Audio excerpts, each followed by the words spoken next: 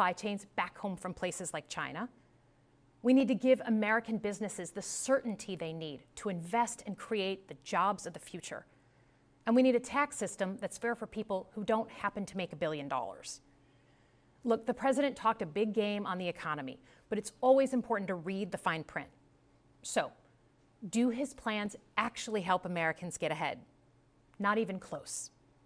President Trump is trying to deliver an unprecedented giveaway to his billionaire friends. He's on the hunt to find trillions of dollars to pass along to the wealthiest in America. And to do that, he's going to make you pay in every part of your life.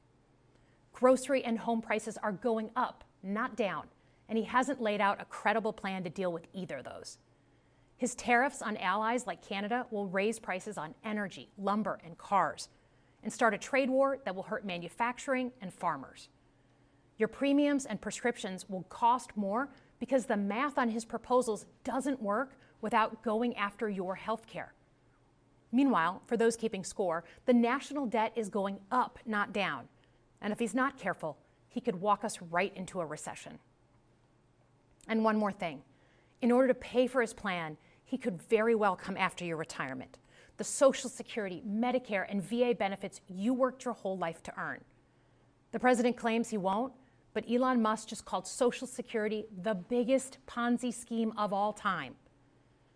While we're on the subject of Elon Musk, is there anyone in America who is comfortable with him and his gang of 20-year-olds using their own computer servers to poke through your tax returns, your health information, and your bank accounts? No oversight, no protections against cyber attack, no guardrails on what they do with your private data. We need a more efficient government. You want to cut waste? I'll help you do it. But change doesn't need to be chaotic or make us less safe. The mindless firing of people who work to protect our nuclear weapons, keep our planes from crashing, and conduct the research that finds the cure for cancer, only to rehire them 2 days later? No CEO in America could do that without being summarily fired. Okay, so we've talked about economic security. How about national security? Let's start with the border. As someone who spent my whole career protecting our homeland, every country deserves to know who and what is coming across its border, period. Democrats and Republicans should all be for that. But securing the border without actually fixing our broken immigration system is dealing with the symptom and not the disease. America is a nation of immigrants. We need a functional system keyed to the needs of our economy that allows vetted people to come and work here legally. So I look forward to the president's plan on that. Because here's the thing. Today's world is deeply interconnected. Migration, cyber threats, AI, environmental destruction, terrorism. One nation cannot face these issues alone. We need friends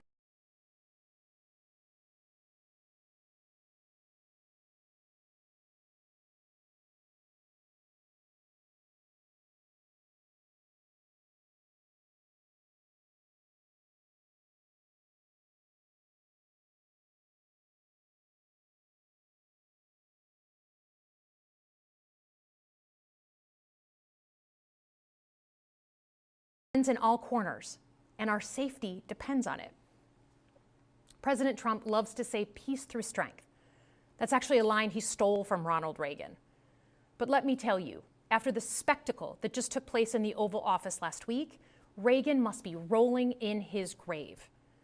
We all want an end to the war in Ukraine, but Reagan understood that true strength required America to combine our military and economic might with moral clarity. And that scene in the Oval Office wasn't just a bad episode of reality TV. It summed up Trump's whole approach to the world.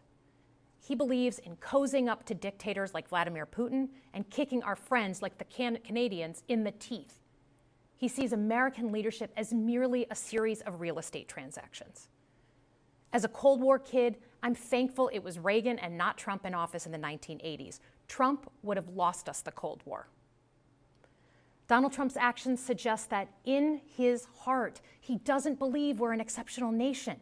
He clearly doesn't think we should lead the world. Look, America is not perfect, but I stand with the majority of Americans who believe we are still exceptional, unparalleled. And I would rather have American leadership over Chinese or Russian leadership any day of the week. Because for generations, America has offered something better. Our security and our prosperity, yes, but our democracy, our very system of government, has been the aspiration of the world. And right now, it's at risk. It's at risk when the president decides you can pick and choose what rules you want to follow, when he ignores court orders and the Constitution itself, or when elected leaders stand by and just let it happen. But it's also at risk when the president pits Americans against each other, when he demonizes those who are different and tells certain people they shouldn't be included. Because America is not just a patch of land between two oceans. We are more than that. Generations have fought and died to secure the fundamental rights that define us. Those rights and the fight for them make us who we are. We're a nation of strivers, risk-takers, innovators, and we are never satisfied. That is America's superpower. And look, I've lived and worked in many countries. I've seen democracies flicker out. I've seen what life is like when a government is rigged. You can't open a business without paying off a corrupt official. You can't criticize the guys in charge without getting a knock at the door in the middle of the night. So as much as we need to make our government more responsive to our lives today, don't for one moment fool yourself that democracy isn't precious and worth saving. But how do we actually do that? I know a lot of you have been asking that question. First, don't tune out. It's easy to be exhausted, but America needs you now more than ever.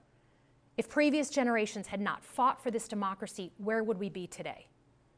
Second, hold your elected officials, including me, accountable. Watch how they're voting. Go to town halls and demand they take action. That's as American as apple pie.